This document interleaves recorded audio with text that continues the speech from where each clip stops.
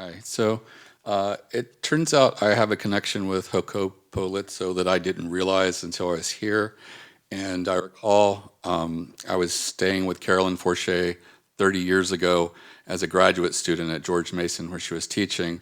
And I was her driver. And I would take her to readings and things like that. And I recall that I took her to Columbia, and it was either her reading or Stanley Kunitz, and maybe she was introducing him, or they both were reading. But I do recall that was about 30 years ago. So I was like, oh, I remembered that. So that's interesting. I'm going to start with the prize-winning poem, Obad with Peaches, Eggs, and Hissing Garlic. In the pre-sun stillness, the kitchen ticks, an insect wing click, raw sourdough on the rise, sliced peaches, a knife whispering through a tomato, crushed basil, a spiced musk mingling with last night's touch, Randy's tongue on the cords of my neck. He lifts a slivered peach to my lips. Call me by your name, he jokes, and I don't, but I almost do. All my life a resistance, a turned face. Teach me, he says, and I hand him a spoon. He's always been the teacher, a swish in his step from the day he could walk, but I do my best.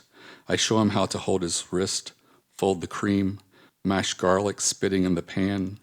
When he stirs with his hips, a private dance he doesn't feel the need to hide or halt. I bend for the bread. He drizzles honey. There's room for both our mouths. And the second poem is Squirrel Hunting. And this is about my father taking me hunting when I was young. Yeah. Dad bent briars to the ground with boots so I could make it to the creek without tearing my clothes. Snarled roots in the creek bed's edge, some reaching out, others etching their way into the flowing babble. The air was still, respectful. Fast-moving water stumbled over the closed mouths of ordinary stones. The gun wasn't loaded, propped against a rock as we lured minnows with our fingers. He never shot a thing. I think he needed a break from her, from that house, but somehow not from me. This was before he fed me my first persimmon, before a fallen tree would erase a slice of the forest canopy, sunlight punching through. And the next poem is one I just finished this past week, sort of about a theme that I deal with a lot of my poetry is my father dying when I was 9, hit by a car as a pedestrian in front of my house. And this title of this one is A House with No Mouth. It saw the car that struck him down, sped off. All we saw was aftermath, hips in a ditch, bits of glass, but the house chose not to speak. Mother tucked me back beneath my cowboy sheets. Sirens skipped through screenless windows. A flashlight swept the glassy street. All night long, a procession of guests. They offered food, words, a parade of concern that tapered as the weeks passed to an emptiness we did our best to live within. The dining room, vacant as a winter clothesline. The staircase cursed with a busted newel post. The table dense with casserole dishes, washed, dried, unreturned. They still hadn't found the killer. My mother lived in a hard wooden seat, eyeing the phone, trying to endure the muslin haze of grief with sips of Jack. Pinning her in place, a set of Gone with the Wind display plates, colors brighter than a chemical fire, collecting a hex of dust.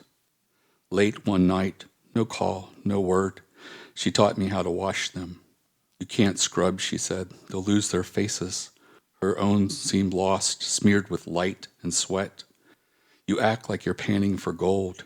She dipped a plate beneath the soapy water and swept it around as if she was trying to sift the name the house refused to say.